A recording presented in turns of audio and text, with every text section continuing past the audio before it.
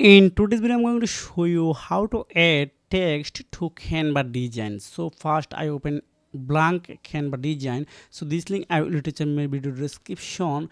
This Canva link. So you need to log in with your Gmail. That's it. So I open. If I open this design, so this is a video actually. So if you want to add text uh, to image, this is same method. Don't worry. Now you need to click on this text option. This is the left corner text option. Then here are lots of ready-made text. If you want to add on your video, this is possible, but I want to add a custom. So click on a heading. So you can write anything here.